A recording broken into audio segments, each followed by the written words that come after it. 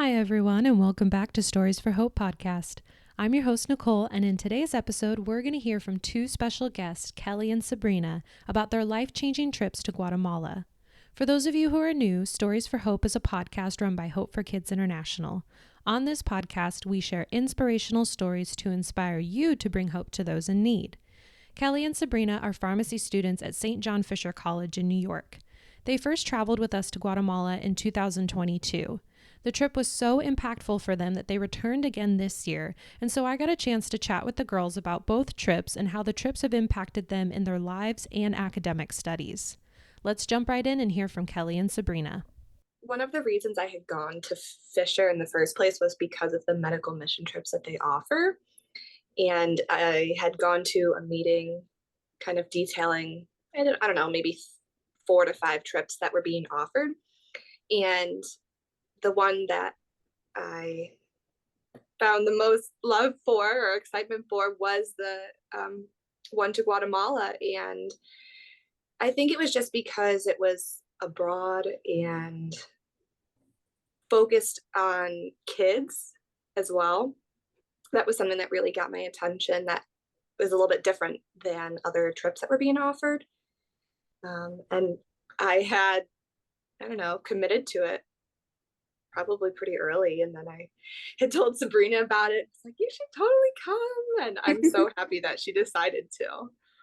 Yes, Kelly had brought it up and she's like, you should just come. And then I was like, well, I'm a little nervous. I've never really even thought about like going abroad or doing anything like that. And then I just signed up for the trip. Going there for the first time, like our very first day, we saw kids, and like from there, it just like set the tone. Like we were in a squeakla and we were playing with bubbles, and I just remember that moment, like all the kids, like their faces lit up, and I was just like, oh my gosh, I never want to leave. Like this is amazing. I'm so happy to be here right now. Yeah, I remember that first day really well too. And it was just such a heartwarming feeling to you walk in and the team's a little nervous, the kids are a little nervous just for that first little bit of getting to know each other and kind of intermingling, and then you bring out the toys and the kids just completely melt into you. It was just such a great moment. So the first trip last year, Sabrina and I had just gotten our intern license to be student pharmacists. And so that was our first time counseling as an intern, was in this first outreach in Guatemala. So I know for both of us, that is such a really special moment and memory that we'll always have.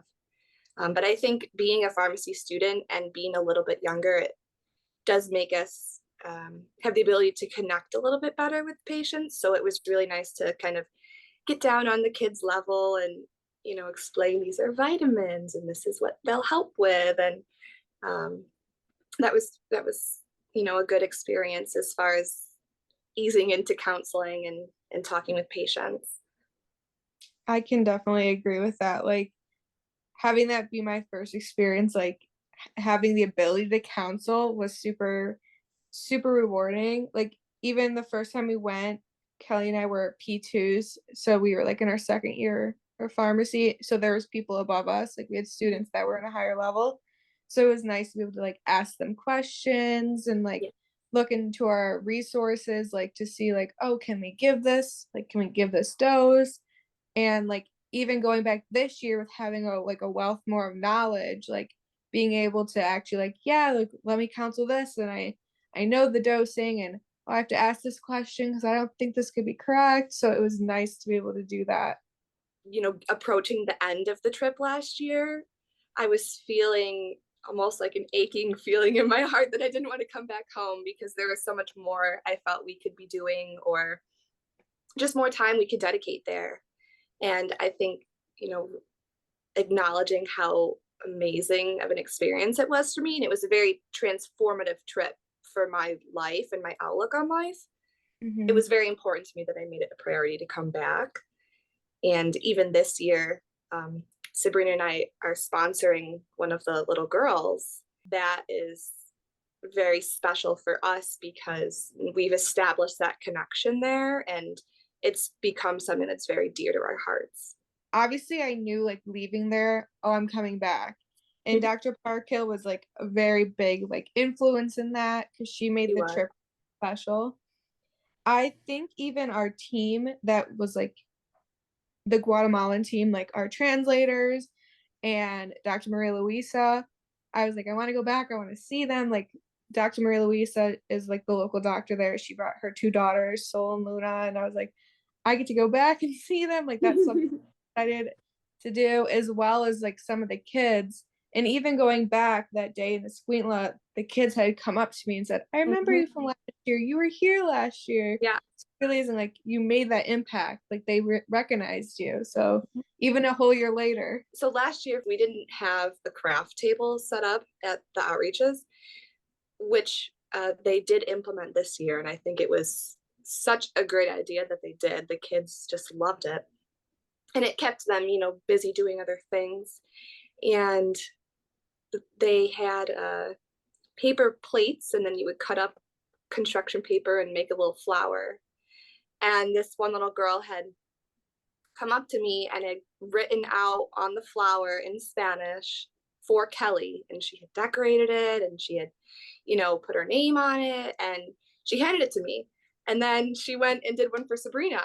And I think Sabrina had that same, like, you're just filling with all these emotions, like, oh my gosh. I think that was just so special.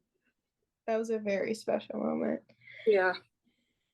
I remember we were in I think we were in Santa Canaria when it happened. One of the older women had come up to me and she just like touched my face and like touched my hands, and she just kept saying, thank you. And like, it was really, I was just like, wow, it just like touched my like whole soul. Like, I like, sometimes I'm like, I feel bad we're just giving like Tylenol and multivitamins. Sometimes that's really all we can do. But she was so grateful to have that. And like, I think we had given her eye drops. She had come back and like was asking us. She said she needed them, and I handed her like a handful of eye drops, and she was like so grateful to be able to just have it and like have the relief of like no more dry eyes. And it was really special to see that. I think that highlights a difference between like the disparity of healthcare in the US versus globally too, because the issues that we have with healthcare here are they're severe, right? They're very serious and, you know, need to be addressed. But thinking about abroad, where they can't even go to the store and buy a $2 bottle of artificial tears, like, I think that highlights a big difference, that, you know, we can provide that to them, and they're very, very grateful for that. It's definitely shown me that I want to keep service as a big priority in my life. In high school, I had, you know, participated in service clubs, and I had always done some volunteering in my local community, and I found a lot of passion in that, but I had never really considered going abroad. It's something that's kind of kept, I don't know, out of sight, out of mind in a way. A lot of people will see it like that. And I think going there and witnessing the impacts that such an amazing group of people can and have, it just made me feel really grateful. And it was very humbling. You know, a lot of things that I may take for granted, such as playing with bubbles, right? Like just the excitement that the kids got out of that, like just very small things that I may see like that in my life. It really gave me a much more broad perspective on life. For me, like medically speaking, like how it's really impacted me, like I remember our first time there, we did a house call and we saw a patient that really needed dialysis. And I like was so like the best way to describe it was like dumbfounded, because like you come here and I work in a hospital where you walk downstairs and you have 4 dialysis centers just open. Anyone can go, anyone has access to it. So like seeing how